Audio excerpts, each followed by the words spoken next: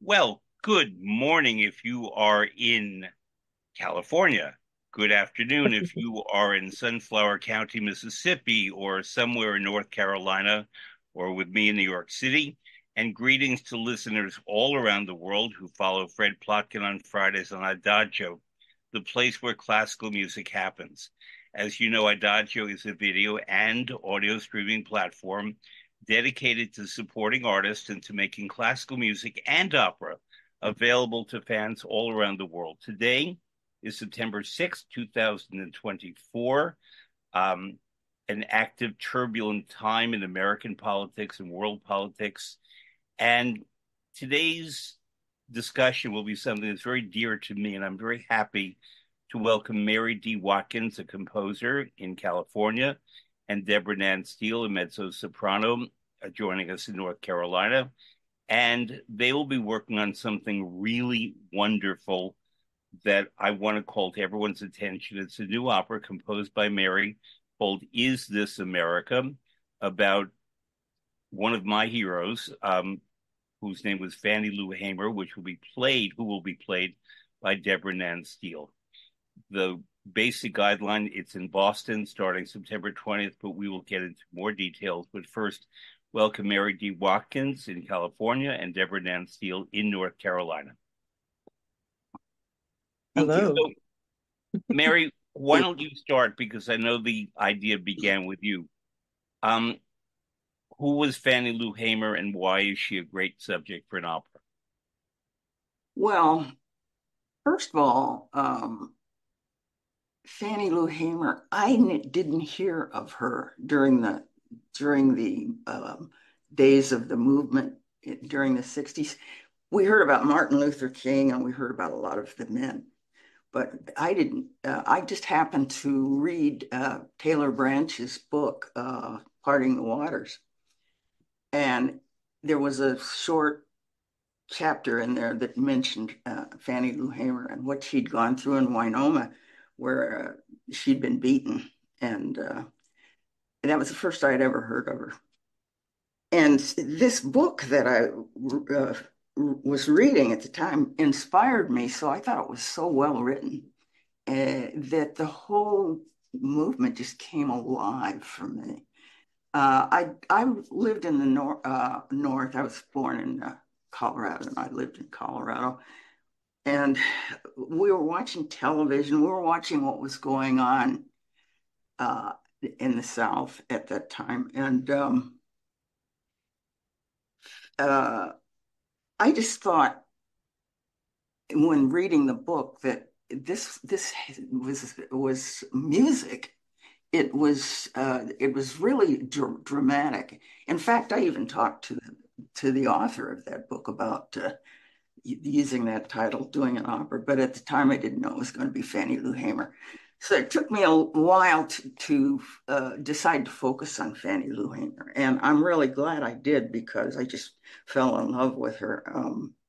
She was a she was a force of nature, really. She was I watched many of her videos on NPR and PBS, and I For read a lot of international listeners, books. NPR is our national public radio in the United States, our Yeah, that's right.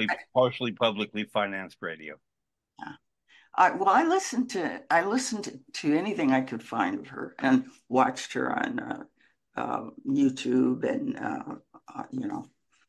and um, I began to write. And the thing about about what she was involved in, is that she was a very spiritual woman. She was a very religious woman. And this is the thing that about the movement that struck me. It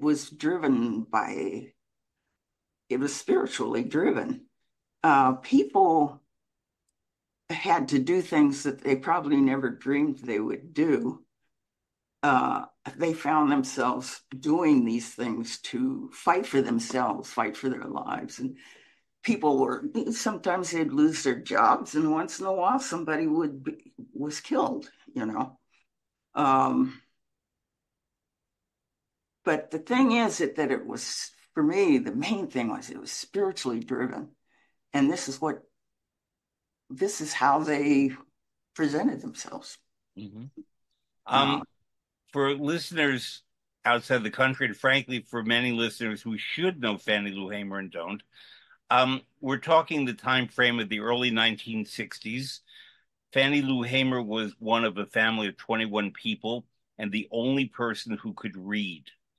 And she read the Bible. She was inspired by the Christian Bible. She was inspired by the Bible and its events, its exhortations. She, in my memory, had a rather magnificently powerful voice, her speaking voice, and her great oratorical style, which I don't know, but may have been rooted in the church and the preachers that she heard, that it acquired these cadences that were really inspiring and magnificent. But she worked with organizations such as SNCC, SNCC, Student Nonviolent Coordinating Committee, and SCLC, Southern Christian Leadership Conference.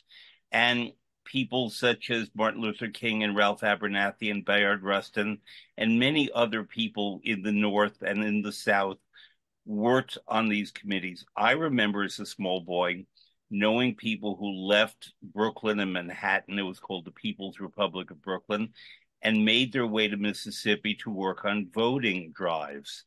Famously, in the 1960s, many of these people from the North, there was a woman from Detroit, there were people Ohio and New York City who were killed in Mississippi.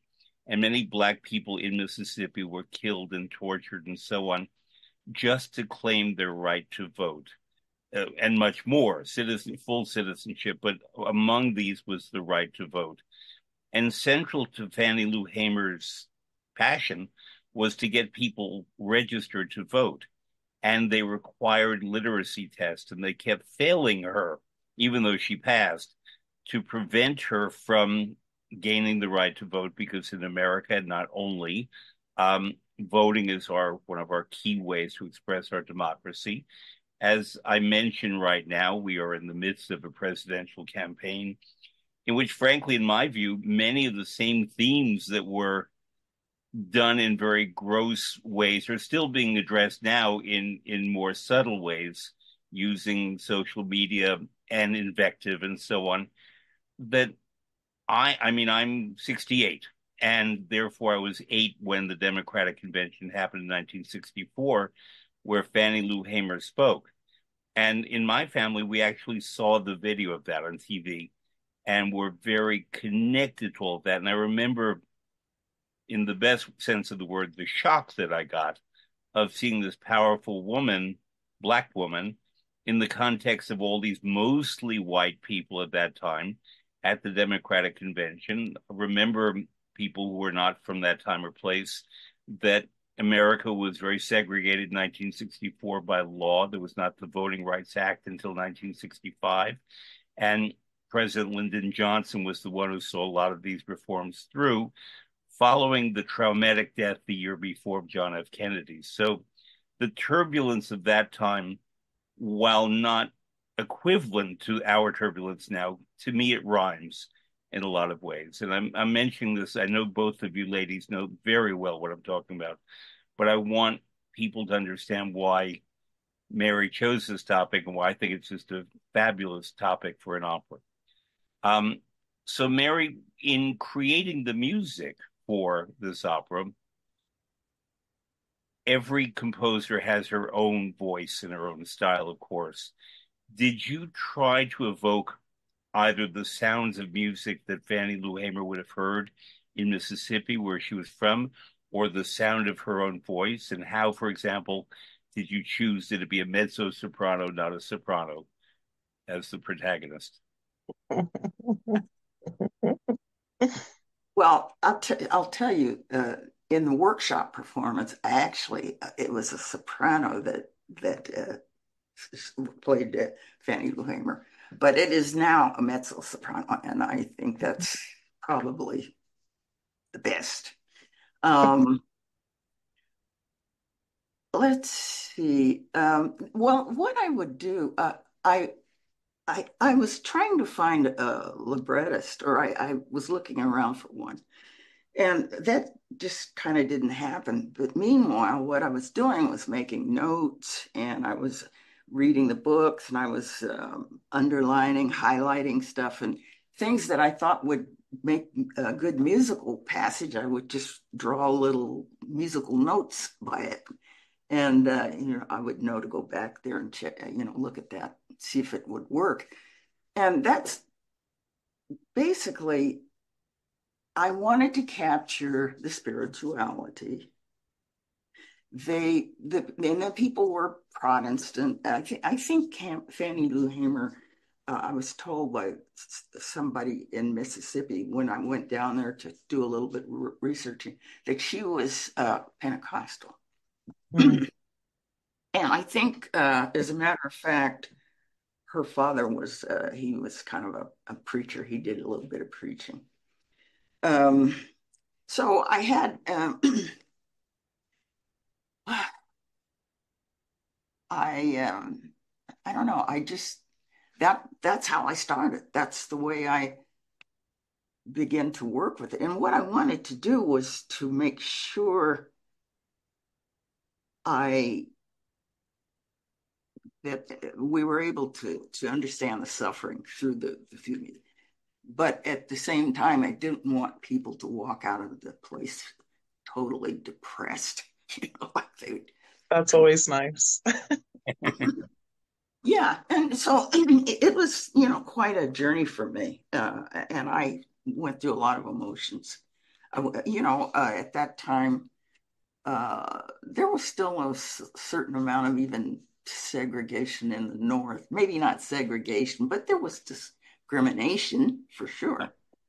And so, and going through reading all the material and creating a libretto, I really experienced a lot of emotions. I went through a lot of emotions. In fact, I found myself snapping at a couple of people who were very good friends of mine. But it was really quite an experience. Um, and for some reason, I just felt this at the time. Nobody had commissioned me to do this. I just wanted to do it. I thought it should be done. I don't know why it hadn't been done. Um, so anyway, that's kind of how I my beginning. Um, Mhm. Now, with the subject, she didn't unfortunately live all that long. She died at the age of 59 of cancer. She, I don't know if you want to talk about the so-called Mississippi appendectomy. yeah, well, that was later added to. That wasn't in the workshop performance, and Mhm. Yeah. Therese is also a librettist, and so she thought that would be a great. That we should include that Yeah. because Fannie Lou was what's the word? She what's the word? Hysterectomy. A Yeah. Mhm. hysterectomy was Yeah. performed without her knowledge. I think she went Mhm. into the hospital for appendicitis. I think she had Well, appendicitis. actually, I know She this had tumors, right? 1961, she had a uterine tumor, Yeah. and Okay, the white doctor in A fibroid. Mississippi, as yes, as unfortunately happened way too often, um, removed Fannie Lou Hamer's everything, the uterus, Yeah. gave her hysterectomy to prevent her from having children, which is Hmm. just obscene, and it happened a lot. And frankly, not just to Black women in the South. Um, as recently as the 1960s, it happened to Jewish women in Central Europe, Mm. where they would go in for a smaller surgery and something more profound would happen. That meant that Fannie Lou Hamer and her husband could not have children. right. Hmm. Um, she, that was part of what activated her to really raise her level of activism and Yeah. consciousness. And, but she didn't live all that much longer. So therefore, the time frame of her world-changing activism was about 15 years. Mhm. Yeah. And so, Deborah, you are much younger, and So for for you, this is sort of a history story. Although you're a Yeah. black woman who grew up in the South, you grew up in a different part of the South, and I'm not comparing Mississippi to any other place, but Mississippi sort of holds the gold medal for a lot of racism and horrors that no other place should be proud of. But Mississippi and Alabama have a lot of it. And you grew up in North Carolina, which I've recently on this program had guests from North Carolina, and we spoke about the fact that your state is different from a lot in the South in that the politics range from the extreme right to the extreme left, whereas other Yes. states in the South are a little more monolithic, with maybe Hmm. tiny pockets of being liberal. But North But I Carolina is grew up not in that way. a very conservative part of the state. So You live in the eastern part of the state. yes. Yeah. Um, Other parts, the Chapel Hill and North Hmm. Durham and so on, and Charlotte are more progressive. Hmm. Famously, and you probably learned this in history or in your own family, the Greensboro, um, the lunch counter, um, where blacks were separated from whites in the early 60s in, I believe it was Greensboro, North Carolina. We did And not learn that in school, and I did not know about that. honey, I'll give you a lesson.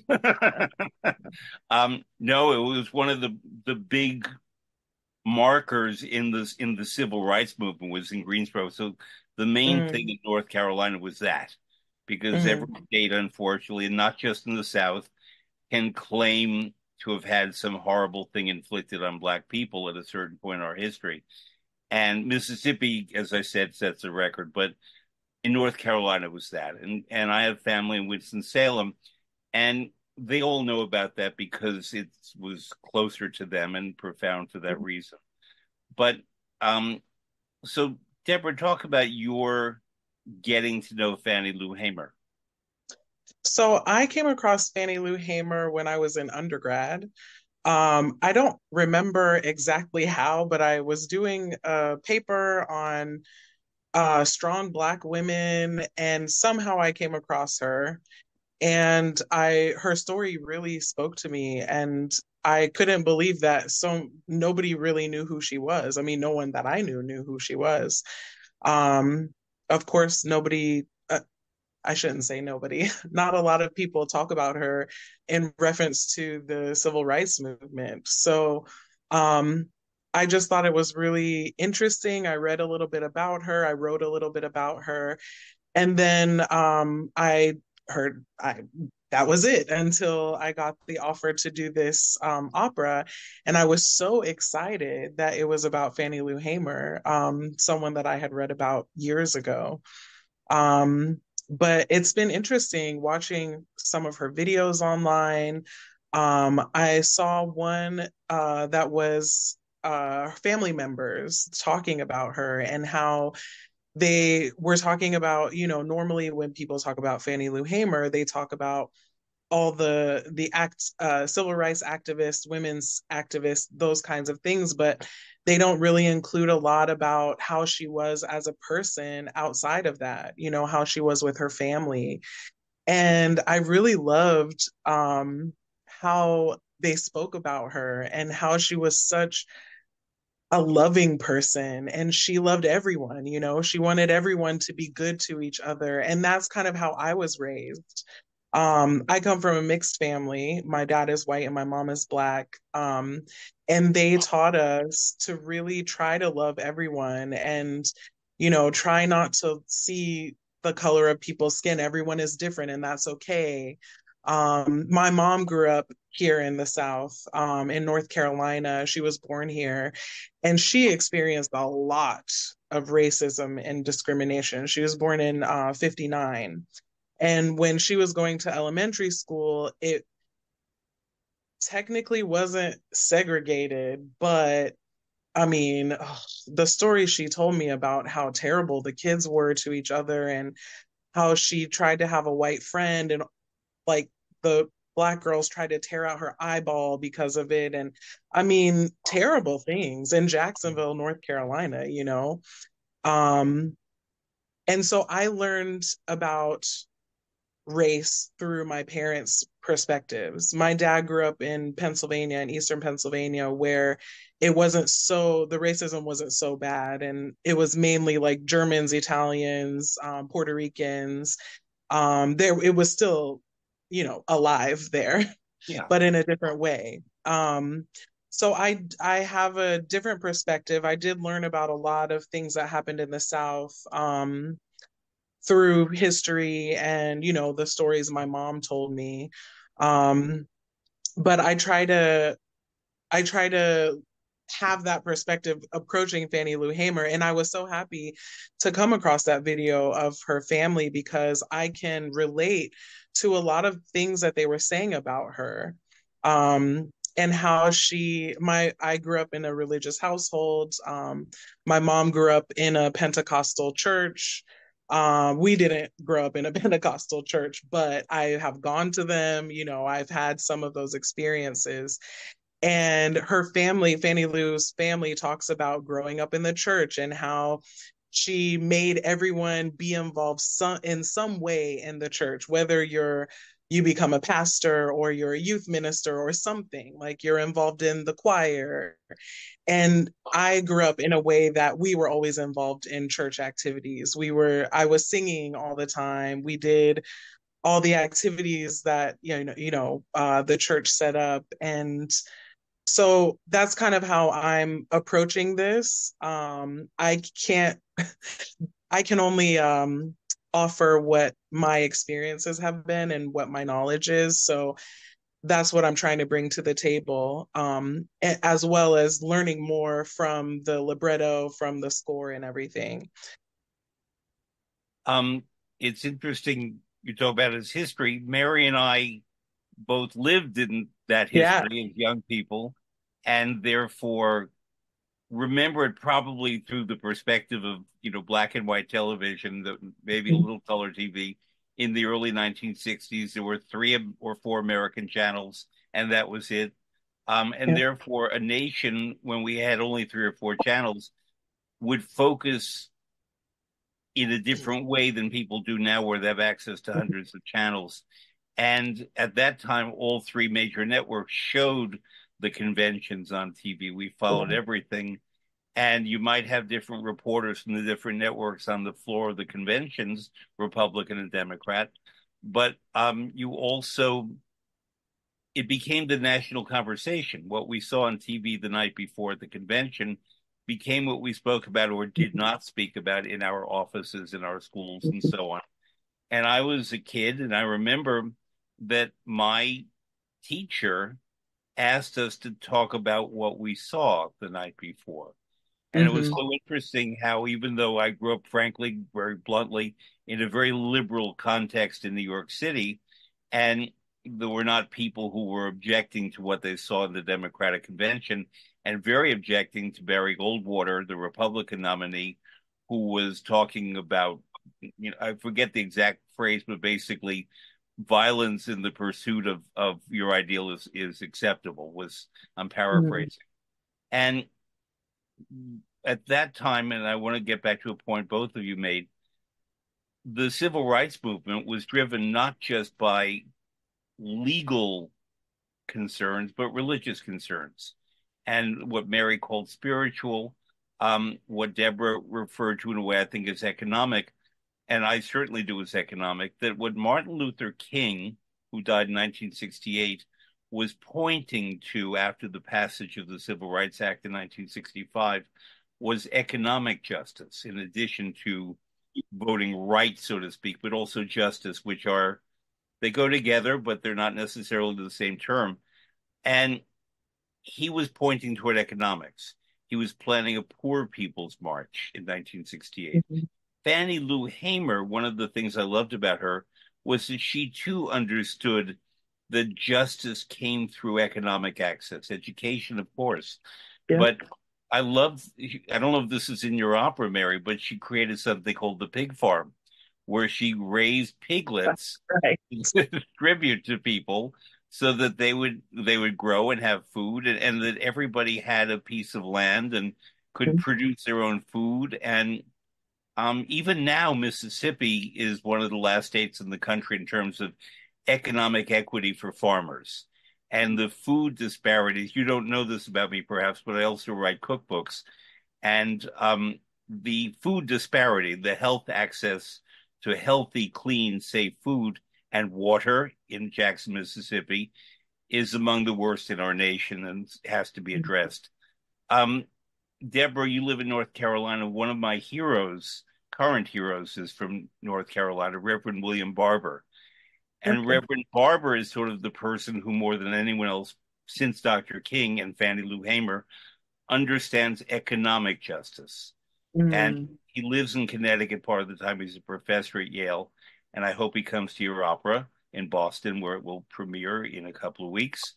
But these struggles continue in part because people from previous generations forget or become lazy, or they feel that they have, this is my opinion, not fact, um, Mm. that they've achieved everything that has to be achieved. Reverend Barber understands that the struggle continues. And I hope that your opera, will inspire people to understand that we have to be as vigilant, if not more so, in 2024 as they were in 1964. Mary, you mentioned Cerise Jacobs in passing. Cerise was a guest on this program about 3 years ago. During the pandemic, she lives in Boston. She's originally from Asia, and she taught at Harvard. She was a prosecutor. She had a legal career. And then, like all good people in the legal profession, they fell in love with opera. And so she created this wonderful company called the White Snakes Projects. And she is your co-librettist, and they are the executive producer of this. How did you, Mary, get in touch, or how did Cerise find you, and how did that part of the story of your opera develop? Well, we had a workshop performance in Oakland. We had, I think, 6 performances of workshop. Um, and the person who was in the director, musical director of the choir, we had a chorus. Uh, she was attending a conference or convention of music teachers, I think, and Tin, I never pronounce his name right, but anyway,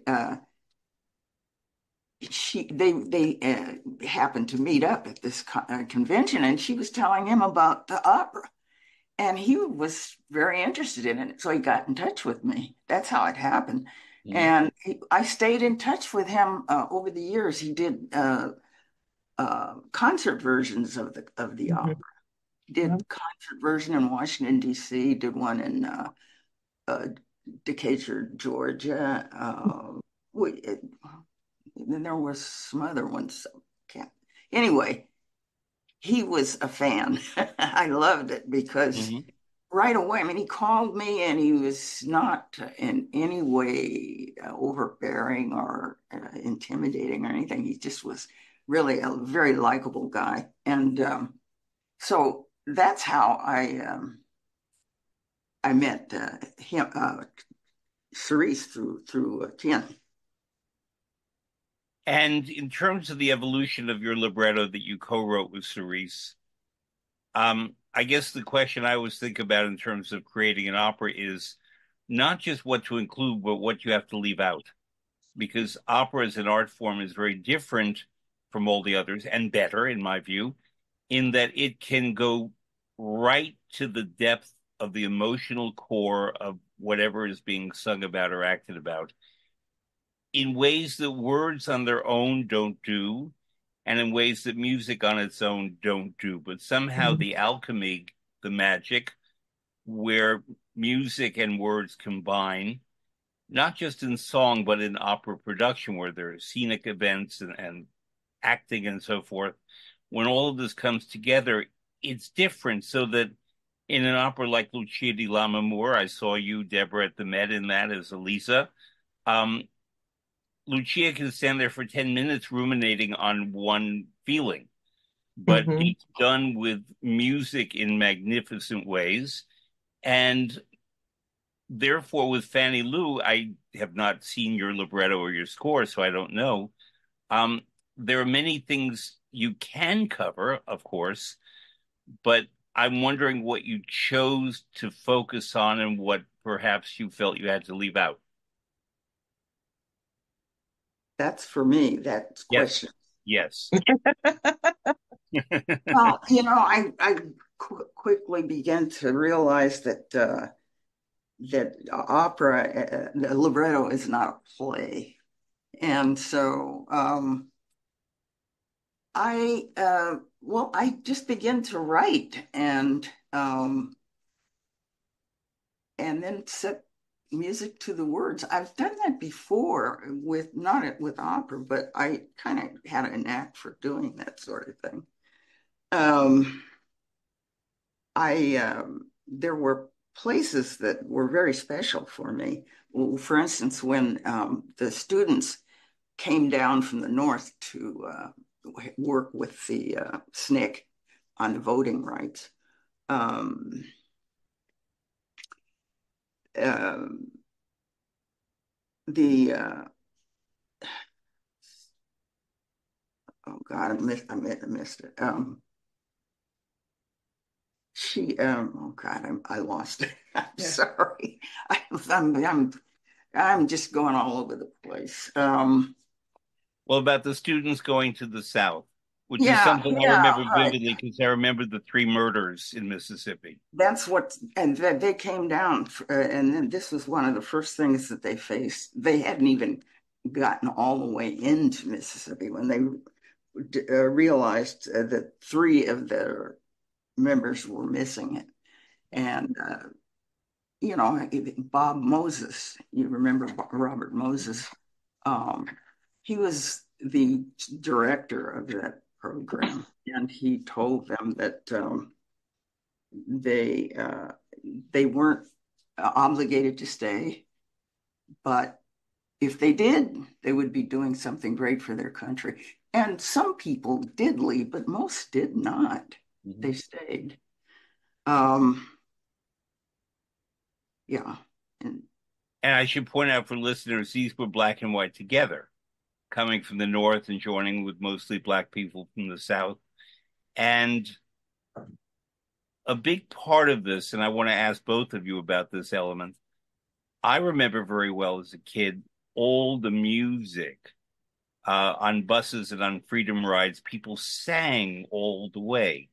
I was fortunate to be taken by my mother in 1963 to the March on Washington, August 28th, 1963. And I was a little kid, and I remember that people sang all the way down on the bus from New York City and all the way back, and that music was fundamental to this.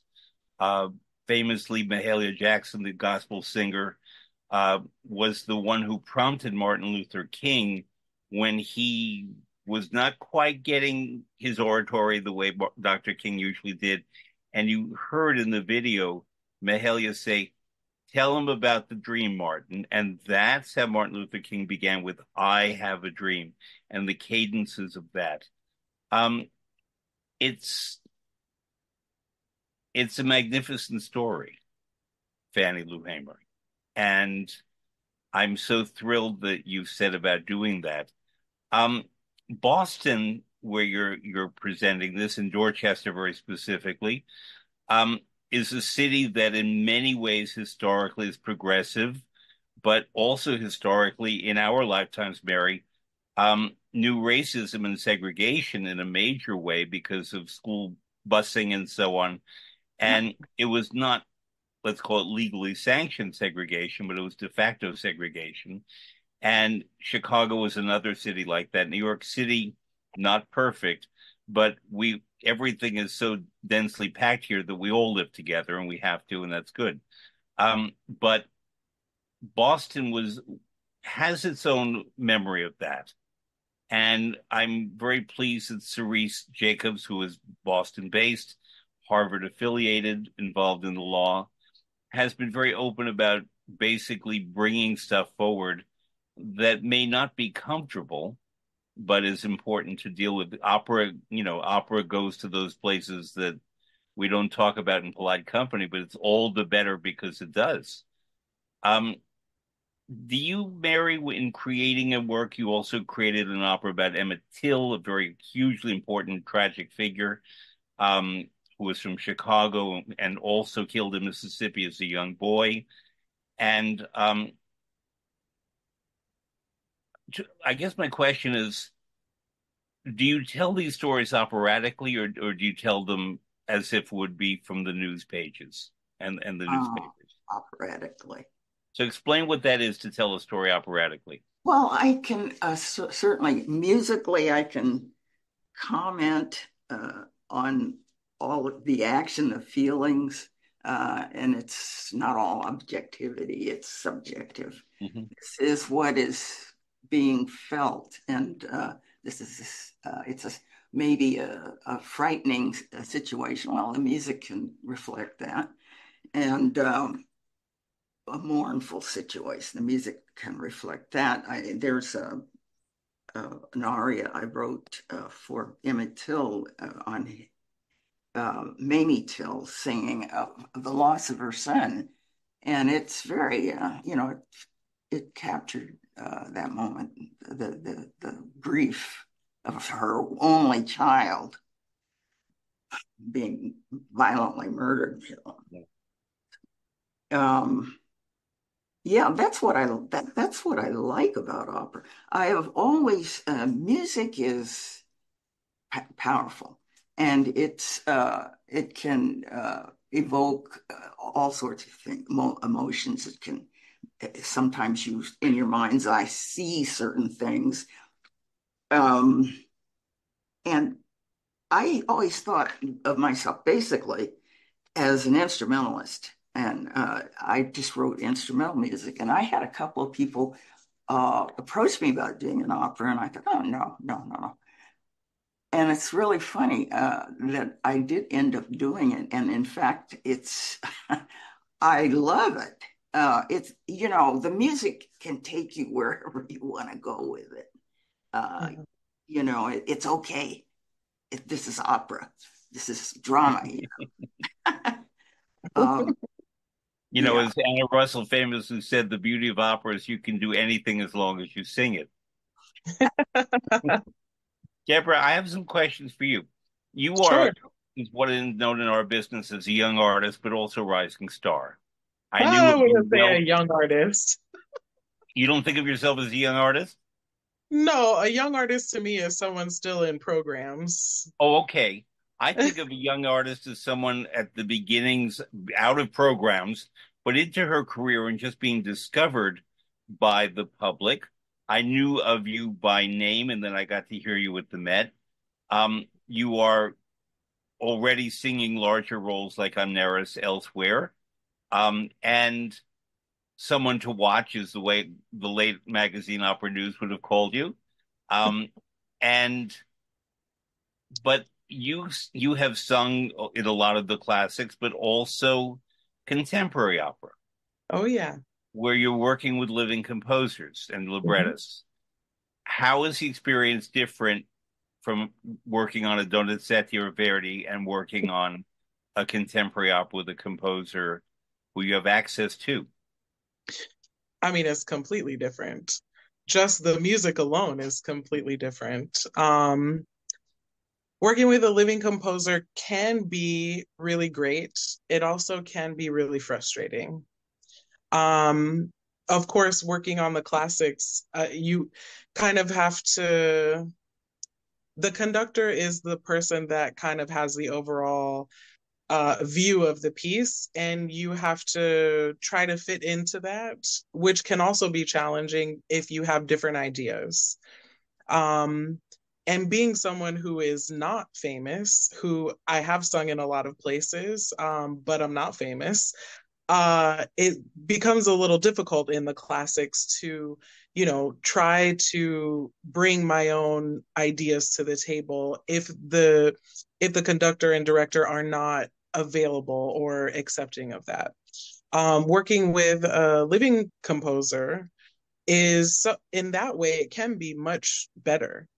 Hmm. Um, and librettists, and because you can, if they are open to it, you can share your ideas and about certain phrases, and maybe occasionally sometimes the composers are like, oh, I didn't think about it like that. Okay, cool.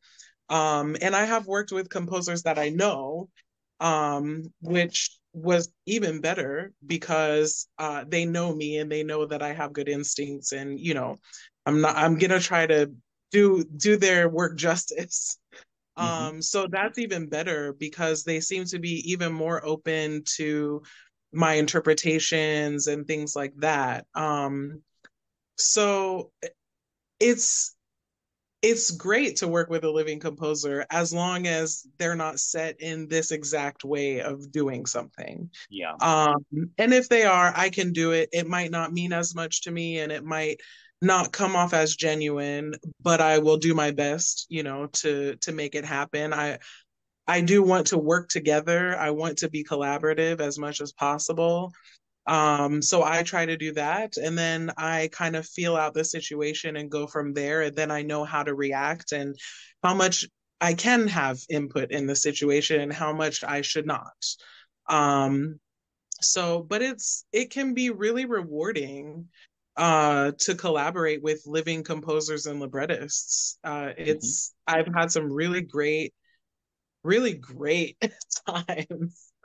So I'm excited. Um, I want people to know around the world that opera is not a dead art form. It's a young art form, actually, compared to most of them. Only cinema really is younger than opera, and among the major art forms. And it still evolves and still grows. And we still have living opera composers, librettists, and opera creators today. Deborah, you brought something to mind. We recently marked the first anniversary of the passing of Renata Scotto, the Italian soprano, who, in addition to being a great singer, was also a very great actress. And I got to work with her, and I once asked her what she has learned from different stage directors in terms of her acting, and she was no shrinking violet. She said, I never learned anything from stage directors. Everything I learned from conductors. And Oh, that's which is interesting interesting. because you mentioned something that I don't hear many singers mention, but Renata Scotto did and you did, namely that their source of knowledge and information, mostly about the works of the past, but maybe not only, comes from the conductor, maestro, whatever, whoever's conducting. And I didn't fully agree with her as someone who was trained as a stage director, but on the other hand, I understood where she was coming from with that Yeah. because she always said that the first dramatic impulse is in the music of an opera and Yes. not in the words.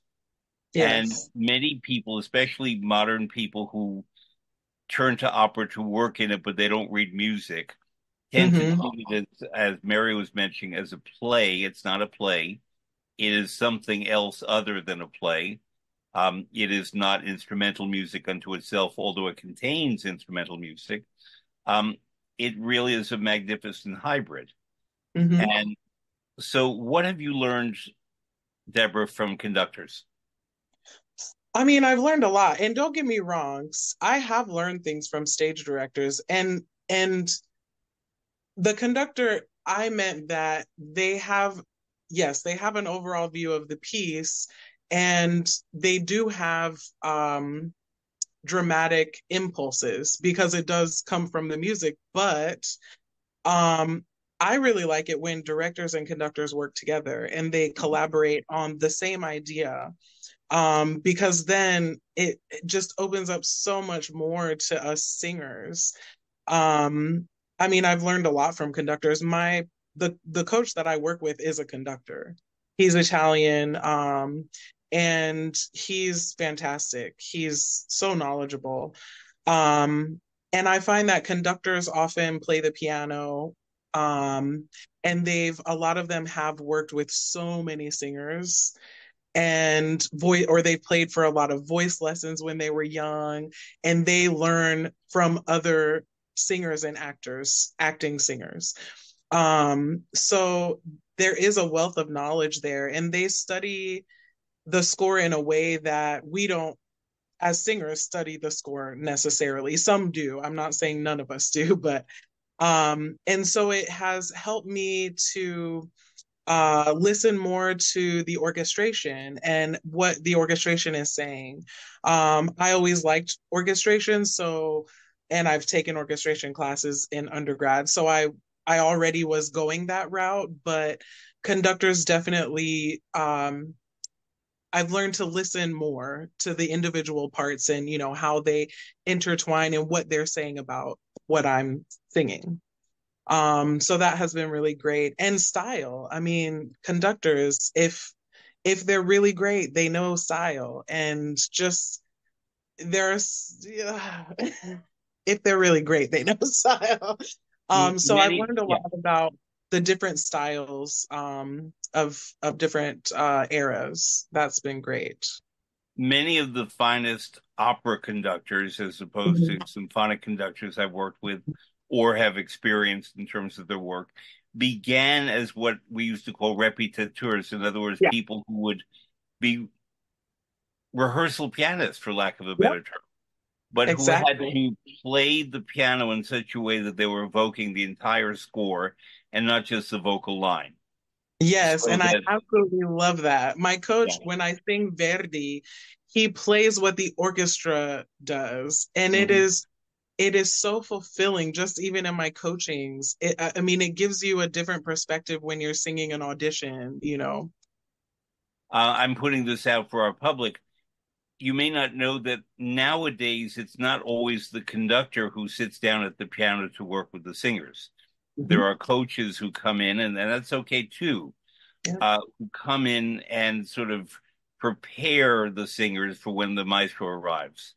But there are other conductors, famously Riccardo Muti, who's in his 80s, who still will sit down with the singer at the piano and work with them. So does Antonio Pappano, so does Gian Andrea Nozeda. Um, this comes more out of the Italian tradition, although it's not a given in Italy. Daniele Rustioni does it, Speranza Scapucci does it.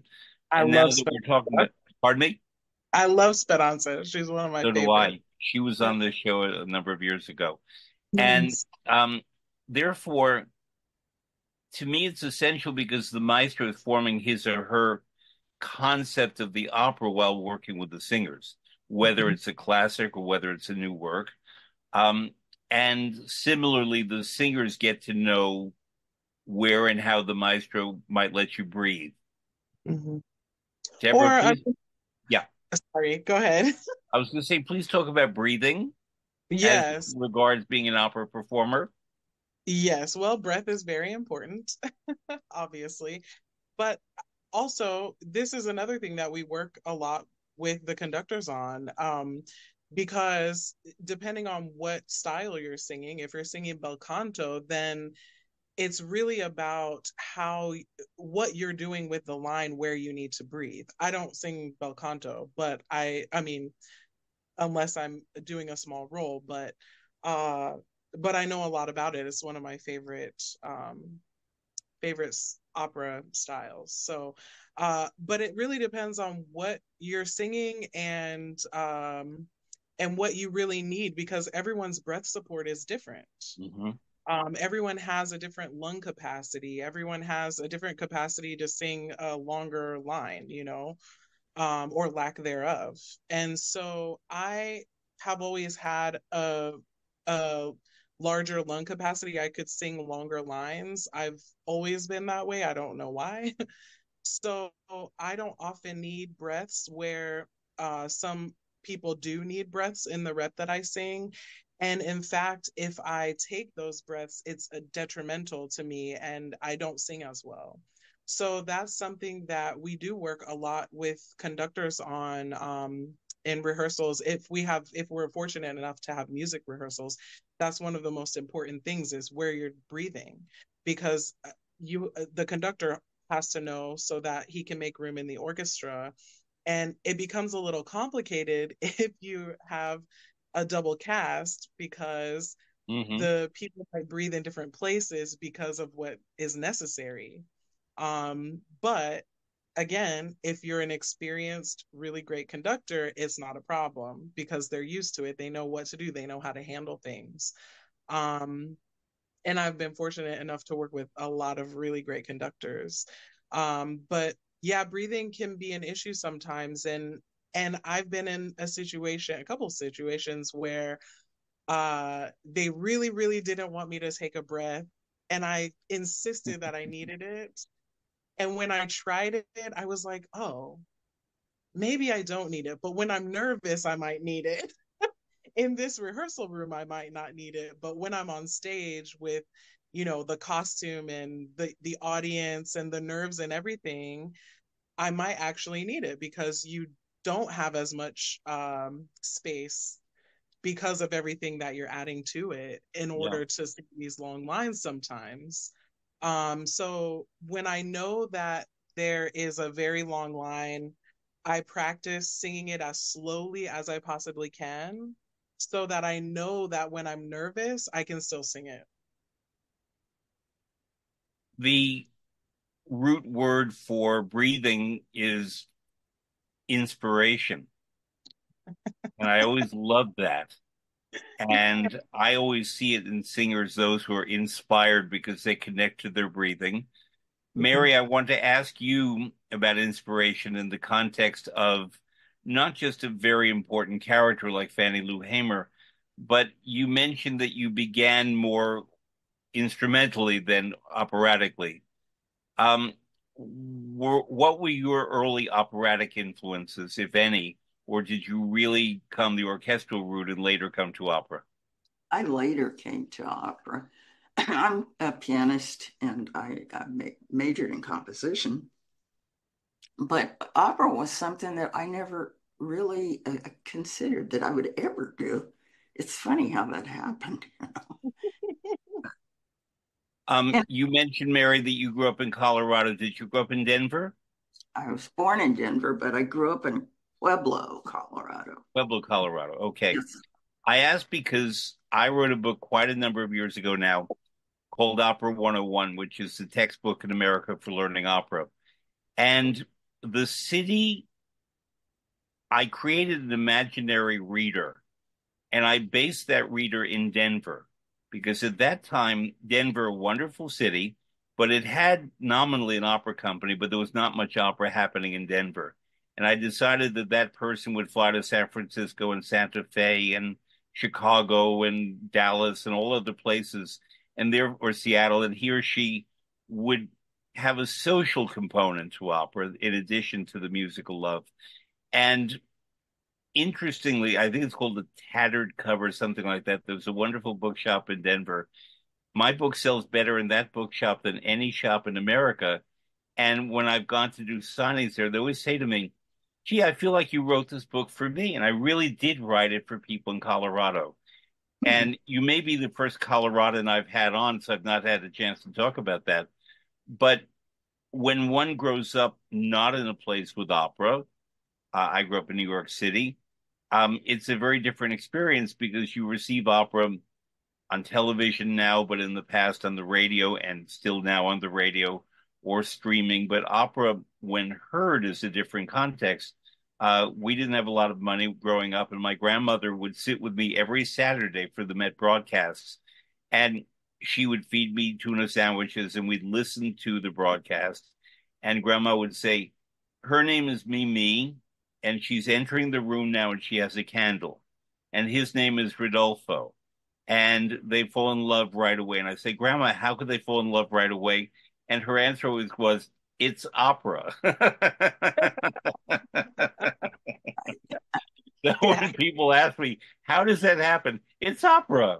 Oh, good And answer. and but I think my interest in stage directing for opera came from the fact that my grandmother implanted in my head this imagination. In the absence of actually seeing a performance, I went to a few as a kid, but um, every Saturday was on the radio. I had to see that setting, that Garrett and La Boheme or whatever was happening, Egypt and Aida, you name it. Um, the magic flute was completely confounding to me because I didn't know what was going on, but I liked the music.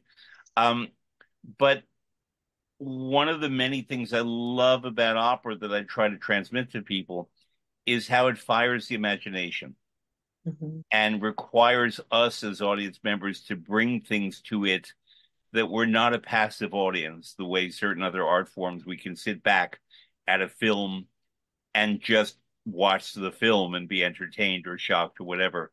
But opera requires that the audience listen rather than just hear. Um, Not necessarily analyze. When I teach opera, I tell people not to analyze, but to just experience. And then afterwards, we can talk about that.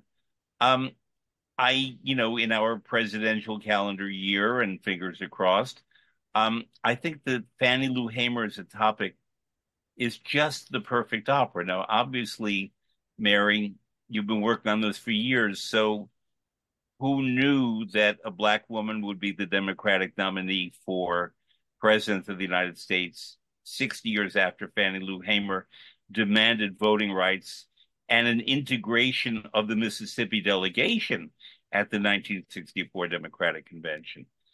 Um, where do you see it's hard to anticipate, but after the opera has its premiere in 2 weeks on September 20th, and it's at the, let me say it, the Strand Theater in Dorchester, Massachusetts, 543 Columbia Road in Dorchester. And tickets can be found at whitesnakeprojects.org, whitesnakeprojects.org. And there are library events and public speeches surrounding this event, and people can find that at the website. It's hard to know, Mary and Deborah, where an opera that you're working on now will point to in the future. But I, who have not looked at the score libretto, already have a very strong feeling that for better or worse, this opera will have a relevance forever. What do you think? Hope so. I absolutely hope so. I hope people go out and buy books and read about Fannie Lou Hamer and about the history of this whole struggle. Yeah. From, I'm hoping that people will be inspired to know more about it. Yeah. People don't read books that much anymore. You were talking about Taylor Branch and Parting the Waters, which became a television documentary. Um, there was recently a film, two films, one about Emmett Till, another about Bayard Rustin, another great figure of the civil rights movement, who should be better known. Um, I think William Barber, who I adore, we need to know him better. He's my hero right now. And um, these are people who somehow don't capture the national attention as moral leaders, as people doing the good work. Um, and yet he does. And his books are worth reading. And, I feel this is my opinion that as a nation, if we actually didn't yell at each other so much and paid a little more attention to what people are actually saying and not hurl invective at one another and, feel the need to either resist or reply to such invective, that we are basically, as Deborah, you were saying, you're from a mixed family and people live together and should live together. For purposes of history, um, in certain states in the United States, black and white people could not marry. As recently as 1969, there was a lawsuit called Loving, wonderful name, Loving Lovely. versus Virginia, because Mr. and Mrs. Loving, he was white, she was black, um, were not allowed to be married in the state of Virginia, which, while it's the northern part of the South and in some ways more progressive than other parts of the South, and yet in some ways, Deborah. And Sorry. My facial yet, expressions are too honest um, sometimes. and yet, it was the last state in the country where it was possible for people to marry if they are of different races. Only more recently, people can get married if they're of the same gender or love the person you love. That we there's so much progress that has been made, but so much that has to be made. Mhm. And I sort of adhere to the William Barber school of it's economic. And Martin Luther King, had he not been killed, would have addressed that. That was the direction he was going. And in fact, alienating certain people of the civil rights movement because of that. And the other one, in my knowledge, until William Barber, was Fannie Lou Hamer. And she got it. And given that she was basically uneducated, basically, that she was literate, um, I was talking about breathing, about inspiration. She found inspiration and understood how to make it translation, how to inspire others with the ideas, but also her wonderful speaking. Um, Mary, in creating the libretto, and I want to phrase this as accurately as possible, the speech patterns and the vocabulary of someone like Fannie Lou Hamer is very different from contemporary people, is different from blacks and white speech in other parts of the South, other parts of the North. To what degree, in creating the libretto and the music, did you try to evoke her sound and her speech, or is it a more mainstream American presentation? Well, I would sometimes, say it the way I would hear Fannie Lou say it, um, without it sounding forced or, uh, you know, I didn't have too much of a problem with that. I've heard people talk that way a lot, and I've seen many of her videos, and so I just kind of I had a feeling for it. Yeah, because it's, I think, part of who she was, Right. and a very genuine, wonderful part of who she was. Because when she burst on the national scene in 1964, most people had never heard someone who sounded like that. And yet she was very compelling because of her speaking and because it came straight from the heart. Yeah.